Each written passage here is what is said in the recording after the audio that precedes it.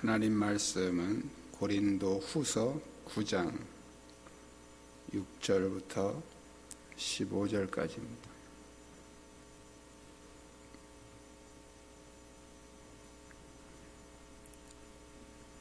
고린도 후서 9장 6절부터 15절까지 한 절씩 교독하겠습니다. 이것이 곧 적게 심는 자는 적게 거두고 많이 심는 자는 많이 거둔다 하는 말이로다. 정한 대로 할 것이요 인색함으로나 억지로 하지 말지니 하나님은 즐겨내는 자를 사랑하시느니라. 하나님이 능히 모든 은혜를 너희에게 넘치게 하시나니 이는 너희로 모든 일에 항상 모든 것이 넉넉하여 모든 착한 일을 넘치게 하게 하려 하심이라. 기록된 바 그가 더 가난한 자들에게 주었으니 그의 의가 영원토록 있느니라 함과 같으니라.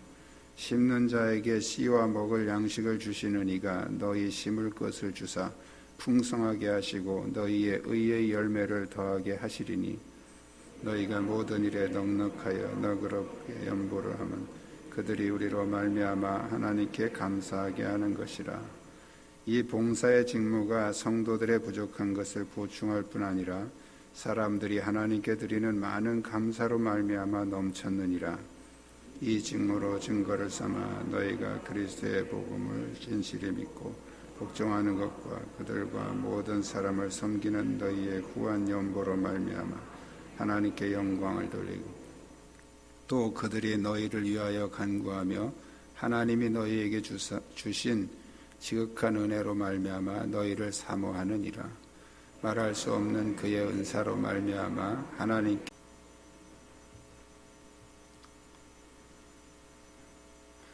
하나님이 이 세상을 창조하실 때 몇 가지 어떤 원리에 의해서 또 원리를 통해서 만드셨는데 그 중에 대표적인 것이 심은 대로 거두는 원리입니다. 모든 것이 심은 대로 거두는, 여기 심는다, 뭐 씨를 또 뭐 이런 열매 이런 것들이 이제 어떤 식물을 키우는 농사의 용어죠. 그렇지만 그것은 식물에게만 해당되는 것이 아니고 우리의 모든 삶의 영적인 것까지 다 같은 원리에 의해서 이렇게 심은 대로 거두는 그런 원리로 하나님이 창조를 하셨습니다. 그렇지만 심은 대로 거두지 못하는 경우가 있습니다. 창세기 4장에 보면 가인이 아벨을 죽이고 나서 하나님이 가인에게 내린 형벌이 있습니다. 네가 땀 흘려 수고해도 땅은 너에게 소출을 주지 않을 것이다. 심은 대로 거두는 원리로 하나님이 창조하셨지만 어떤 곳에는 그게 적용이 잘 안 된다는 얘기예요. 공산주의가 성공할 수 없는 이유가 뭐 여러 가지 있지만 가장 근본적인 이유는 공산주의는 피를 흘려서 나라를 세웁니다. 다시 말씀드리면 저주의 씨를 뿌려서 나라를 세운다는 거예요. 그래서 공산주의는 절대로 성공할 수가 없습니다. 피를 뿌려서 나라를 세우기 때문에 그 땅이 저주를 받아서 수고해도 소출을 주지 않는다는 거예요. 우리 북한하고 남한은 사실 한 나라고 뭐 큰 차이가 없는데 실제로 북한은 정말 극심한 가난과 또 농사를 지어도 소출이 안 나옵니다. 안 나오게 돼 있습니다. 너무 많은 피를 흘려서 그런 겁니다. 땅이 저주를 받아서 그런 거죠. 하나님은 이 땅을 만드실 때, 이 세상을 창조하실 때 심은 대로 거두는 원리로 창조하셨습니다.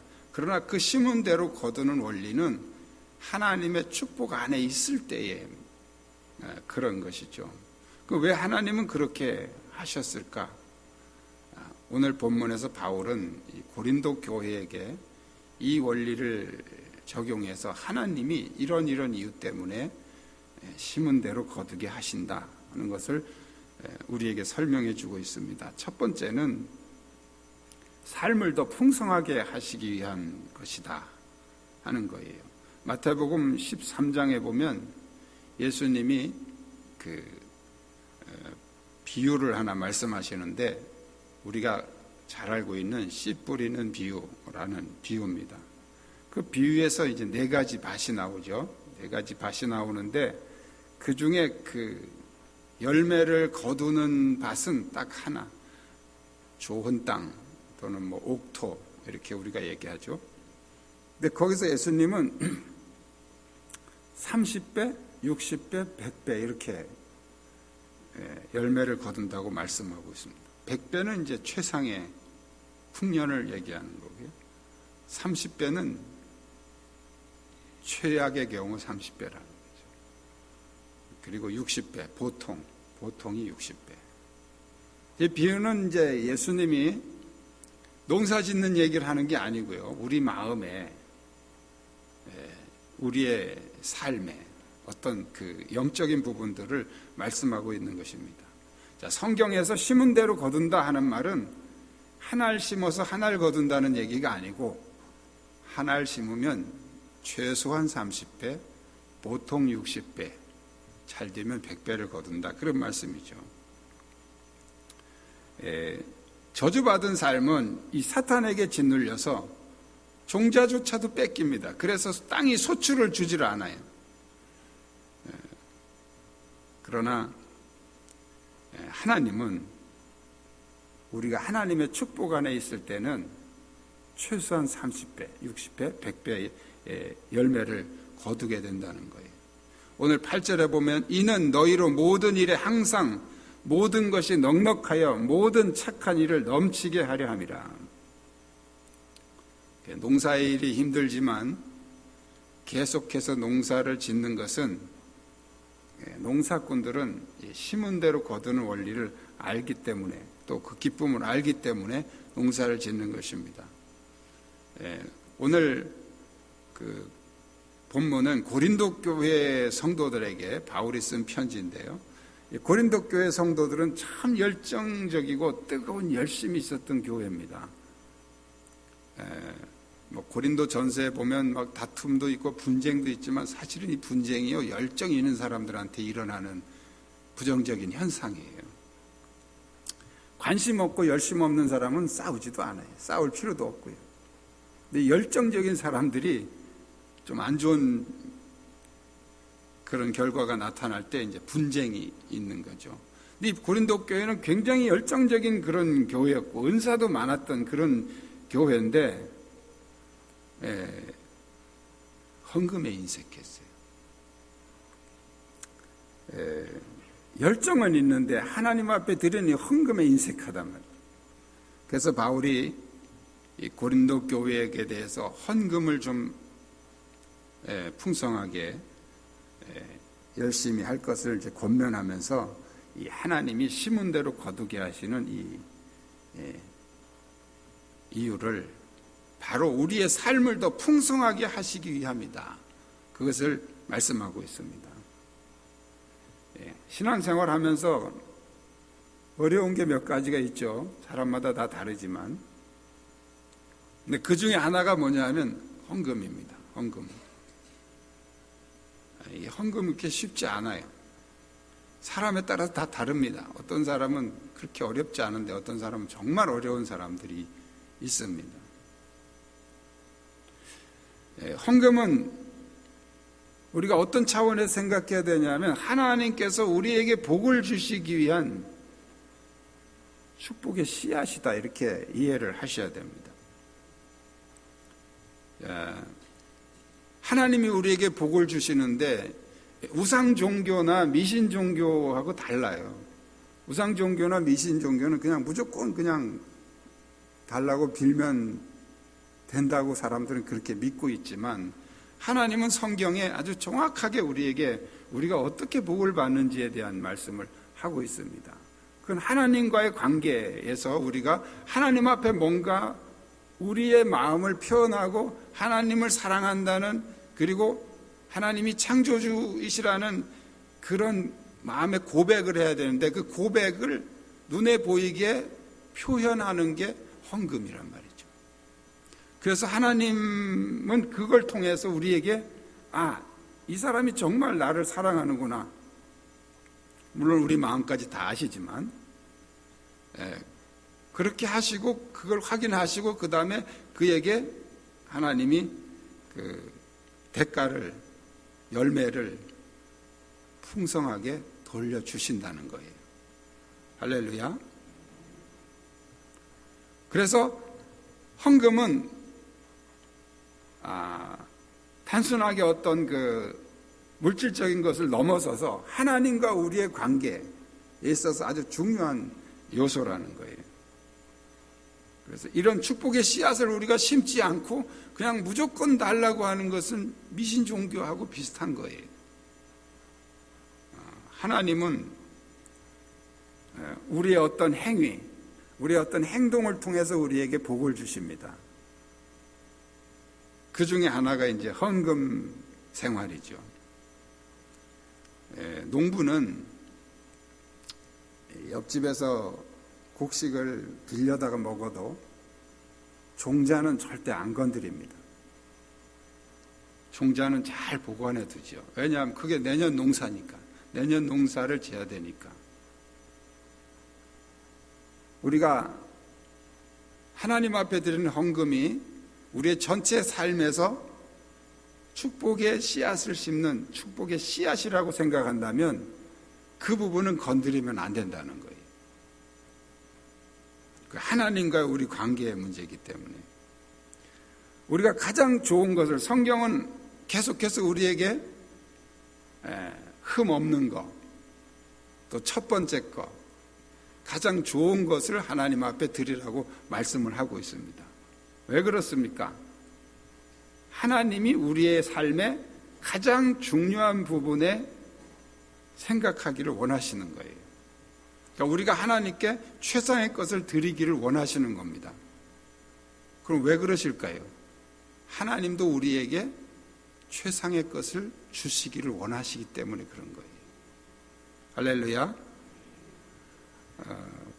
우리가 구약 성경에 보면 선지자들을 통해서 이스라엘 백성들을 계속 책망하는 내용들이 자주 나옵니다. 그 중에 말라기서 1장에 보면 너희들이 왜 삶이 이렇게 피폐해지고 이렇게 힘들어졌는지 아느냐, 그 이유를 뭐라고 말씀하냐면 병든 것, 비루먹은 것, 다리 젖는 것, 쭉정이, 그런 걸 나한테 드렸기 때문이다. 너희가 지금 나한테 드리는 그것을 너희 총독에게 한번 갖다 선물로 줘봐라. 총독이 그걸 기분 좋게 받겠느냐. 이게 하나님이 말라기 선지자를 통해서 하신 말씀이에요. 그러니까 하나님은 우리에게 온전한 것, 최상의 것을 드리라고 하지만 사실은 하나님의 속마음은 내가 너희에게 최상의 것을 주고 싶다는 거예요. 할렐루야. 우리가 하나님 앞에 최상의 것으로 드렸다면 이제 낙심하지 말고 하나님의 때를 기다리면 됩니다. 갈라디아서 6장에서 하나님은 반드시 우리에게 갚아주신다고 낙심하지 말고 기다리라고 권면하고 있습니다. 단지 우리가 생각하는 그 시간과 하나님이 우리에게 주시는 시간이 서로 다를 뿐이에요.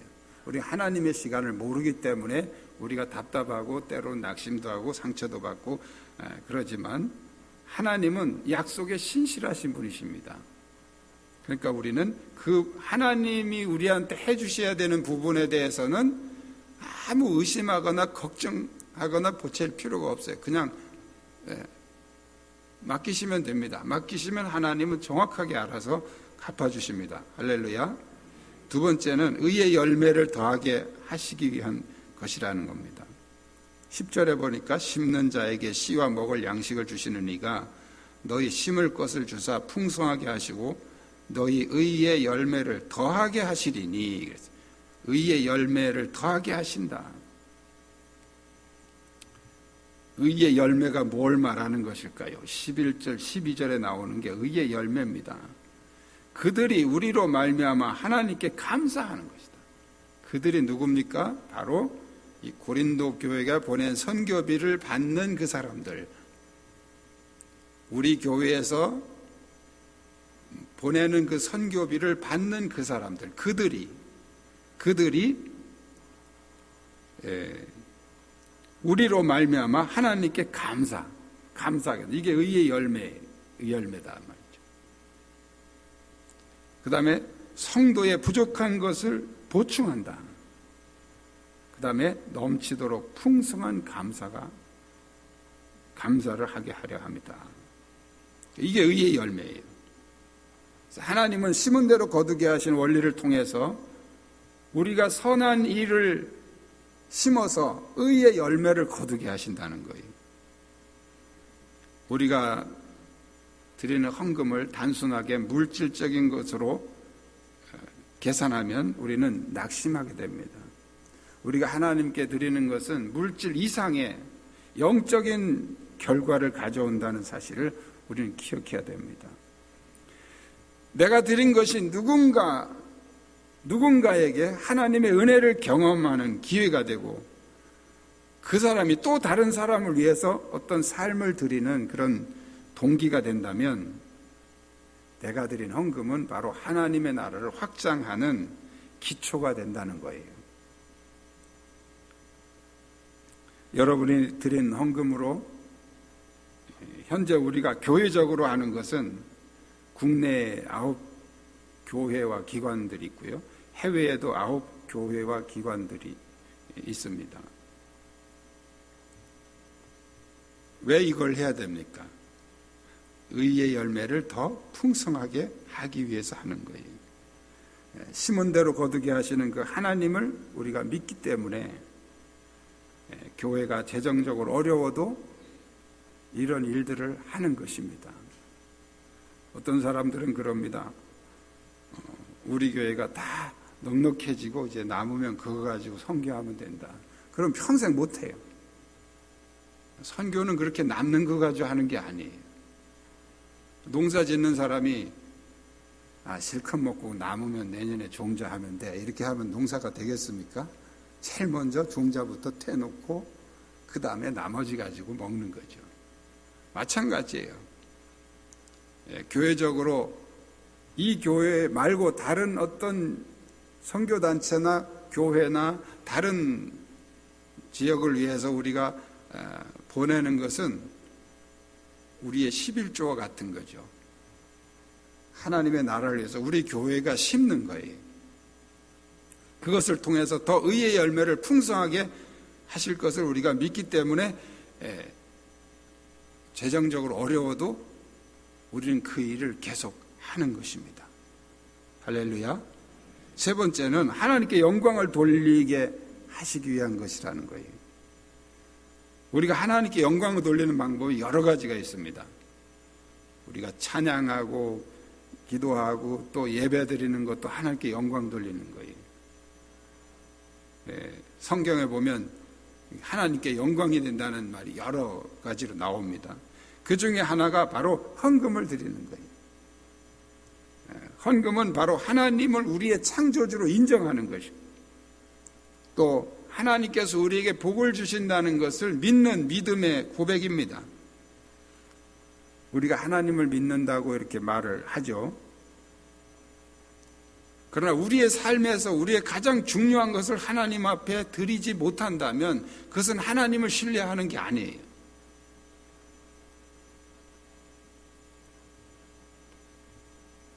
성경에는 하나님과 우리 관계에서 이 헌금이 굉장히 중요한 역할을 하고 있다는 사실을 말씀하고 있습니다.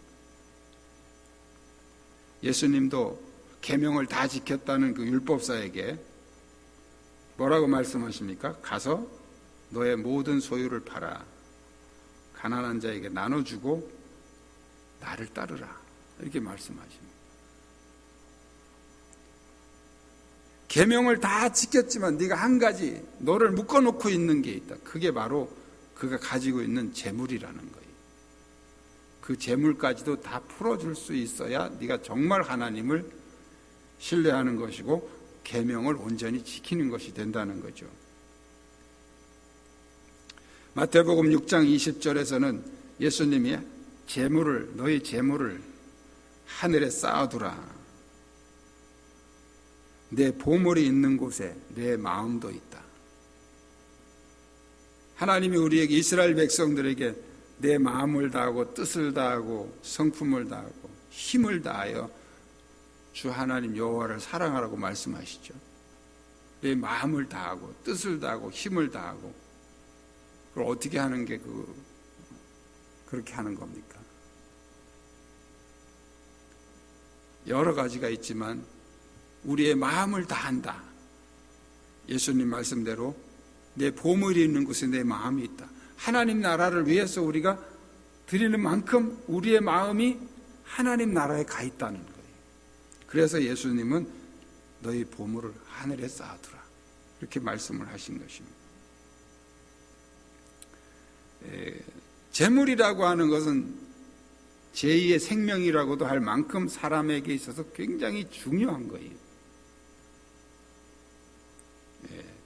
그래서 재물을 싫어하는 사람은 아무도 없습니다. 싫어한다면 그건 거짓말이에요. 모든 사람은 다 좋아하게 돼 있습니다. 좋아하는 것 자체가 죄가 아니에요. 자, 그런데 하나님께서는 그 재물을 하늘에 쌓아두라고, 또 하나님께서는 하나님 앞에 헌금을 드리라고 말씀하신 이유는 그게 단순하게 재물이 아니라는 거예요. 우리의 마음이 거기 담겨져 있다는 겁니다. 여러분이 정말 소중한 분에게 선물을 할 때, 내가 어떻게 이 고마운 마음을 표현을 할까라고 생각을 한다면 어떤 것을 하겠습니까? 그 선물에 여러분의 마음이 담겨져 있습니다. 그 선물 잘못하면 욕먹어요. 차라리 안 하면 욕 안 먹어요. 근데 선물을 잘못하면 욕 먹습니다. 그 선물은 정말 신중하게 하는 거예요. 왜 그렇습니까? 거기에는 우리의 마음이 담겨져 있기 때문에 그렇죠. 오늘 본문의 바울은 13절에서 너희의 후한 연보를 인하여 하나님께 영광을 돌리고, 후한 연보로 인해서 하나님께 영광을 돌린다. 여러분이 하나님께 드린 헌금은 하나님께 영광이 되고 하나님께 기쁨이 되는 줄 믿으시길 축복합니다. 어느 날 돼지가 씩씩거리면서 소에게 불평을 했어요. 도대체 사람들이 너희 소들만 칭찬하는 이유가 뭐냐? 사람들은 언제나 우리를 멸시의 눈으로 바라보고 병이 들어도 대수롭게 여기지 않으면서 언제나 너희만 귀빈 대접을 받는다. 정말 기분 나쁘다. 너희들이 우유와 버터를 낸다면 우리는 햄과 베이컨 그리고 소세지를 대주지 않느냐. 그 이제 불평을 했어요. 소가 눈을 껌벅껌벅 하더니 글쎄 잘 알 수는 없는데 우리는 산 몸으로 우유와 버터를 주지만 너희들은 죽은 다음에 햄과 소세지가 나오기 때문이 아닐까? 하나님은 사람들이 가장 귀하게 여기는 것을 받고 싶어 하십니다. 그 이유는 바로 우리에게 가장 귀한 것을 주시고 싶기 때문에 그런 것입니다.